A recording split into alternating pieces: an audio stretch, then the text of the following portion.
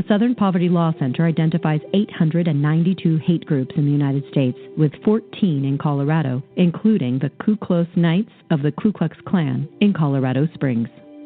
They are a domestic terrorist group in any form that they take, in any generation.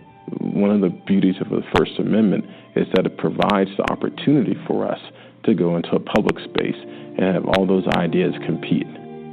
Ben Stapleton, he and others like him are the most important cautionary tales about monitor your own ambitions, decide when your ambitions are tempting you. People like Van Cise were these beacons of light in a very dark time in Colorado. It wasn't the crosses that were the beacons. It was the people who stood up for what was right. And we do have these periodic cycles. We wanted to determine who was an American, define who was an American in the 1920s. We're doing some of the same things right now. There's still a number of hate groups that find a home in Colorado, but there's a large number of people in Colorado who don't tolerate that. With now the anti-Muslim sentiment in this country, there's always a group to look down on at hate. Have things improved? Yeah, they have improved. Are things perfect? No. And I don't think they will be until the folks in this country really get real about having a conversation about race in this country. We all should get along, but all it takes is one person to express hatred. And if we look at the history of this nation, whenever we've been given the opportunity to do the right thing, we stand up, we do the right thing. Although we may slip and fall along the way, we eventually get around to doing the right thing.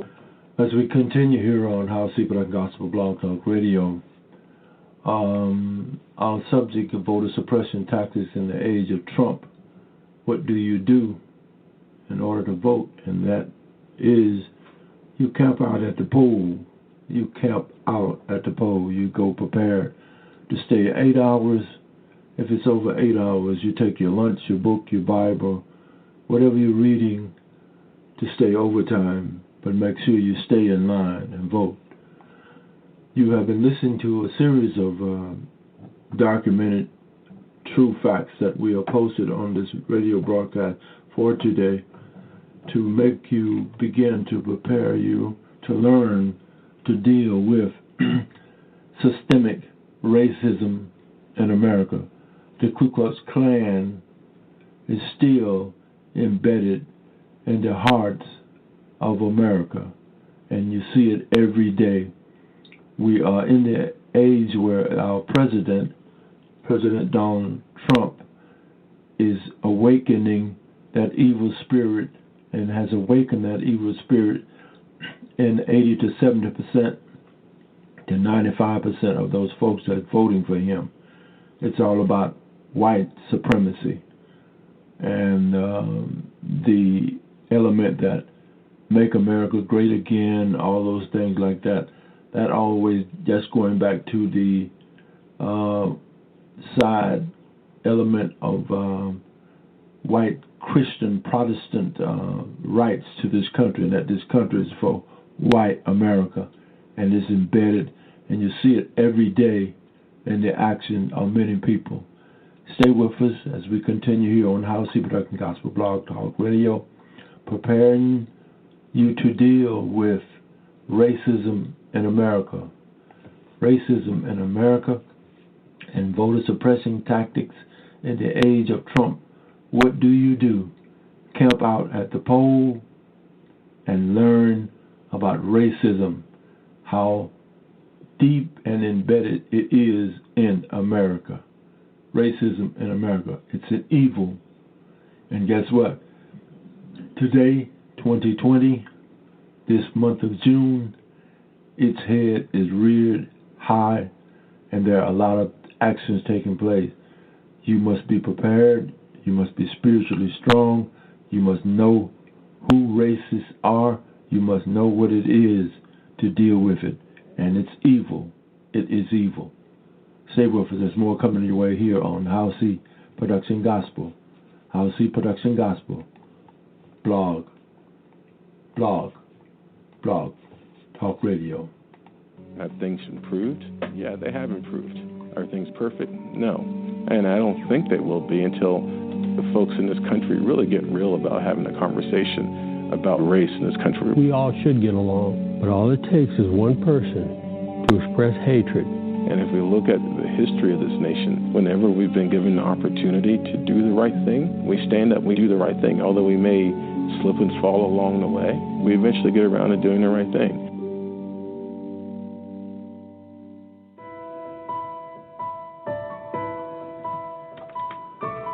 Stay with us here on House Secret and Gospel, dealing with racism in America, voter suppression.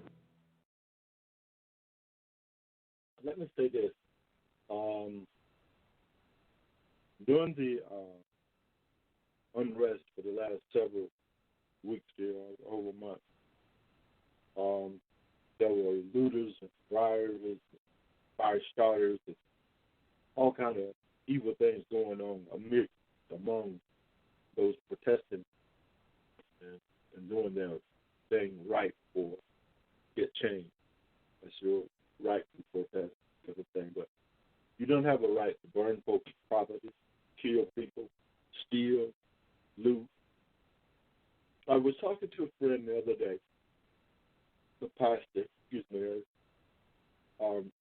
about what's going on right now in a lot of black communities and some white communities in this country. Those folks that was involved in those protests that did that stealing and breaking into stores and running out of those stores with shoes and all kinds of other stuff, they're either using that stuff for themselves or selling it among themselves. All that's evil. That's ill-gotten gain, and that's not good. But on the same hand, other folks in media sources, all they are hitting on and talking about is what those rioters and looters were doing. All folks are talking about now is folks tearing down statues, Confederate Army soldiers and different things that were put up during the 60s and 70s, when 50s and 60s and 70s, when the push for civil rights was going strong. Those things of pictures like Robert E. Lee and all the other Confederate soldiers, those things were put up as mocking the civil rights movement, what people were doing. Those statues do belong up, but they need to be up in museums and places of learning and in colleges and universities all over this United States, all over this nation. That's where those things need to be, where people can learn about it and know about it. If you want to ignore your history and bury your history and try to wipe your history clean, that's not going to do any good. You need to learn and know about your history. America is a racist country. It had racist 3 or 4. Can you imagine what they were doing to black folks and Mexicans? In fact, everybody's been put upon, but the thing about it is this. You really, really put it down and put your foot on the necks of black folks. And can you wonder why is it that all over the world, dark folks are put upon? Why is that? Ever think about that? One day God will reveal to all of us why. But you need to question that. Now, to our white brothers and sisters, do you know there will not be any black folks that they're going to do to you what you all, some of you all, did to us. Say, for instance, you might say, look, I didn't have nothing to do with it. I didn't, what they did back then, that is true, you didn't have anything to do because you weren't born and you wouldn't. But guess what? Came out all the loins and the wounds of those ancestors, of those people, of those white folks. Some of you right now, it's embedded in you what racism is and how you act toward other people. It's embedded in you. Same way with black folks, same way. Look what we did to the Indians. Look what America did to the Indians. Everybody been put upon. But God bless you, it is time to change. You're not going to, when Jesus comes back, he's not going to come back for a black, a white, Indian, a Mexican, a Puerto Rican. He's going to come back for a person without a spot. That means you're going to have to do what's right, treat people right. That's all we're asking. And what's taking place in America right now, if you don't get it right, it's going to destroy you from within.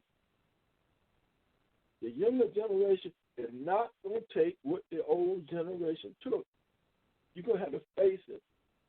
It's just like the legislation now to deal with police brutality and what police do.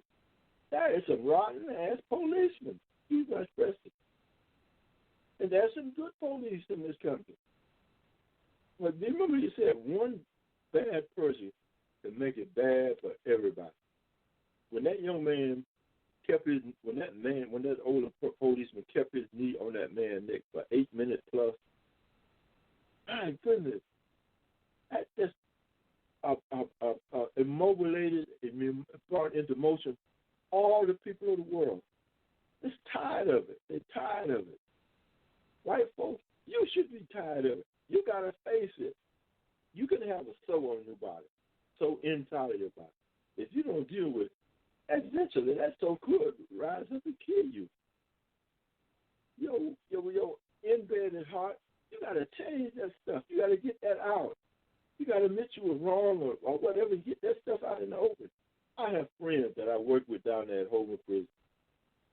I won't call their names or anything like that, but you'd be surprised how they think and what they feel.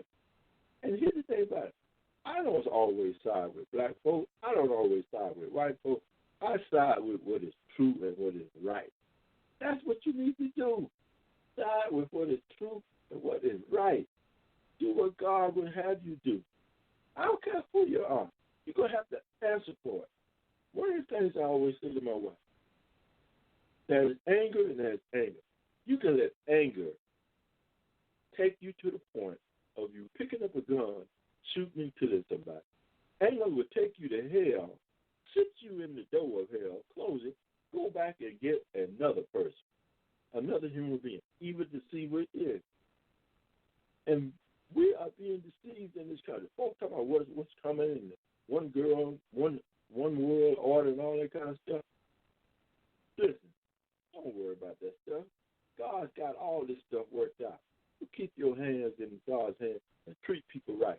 Even to the point where as you are face down with a gun and somebody trying to kill you. Now, if you got a weapon or something like that, you could fight for your life or you could let your life go. That's up to you.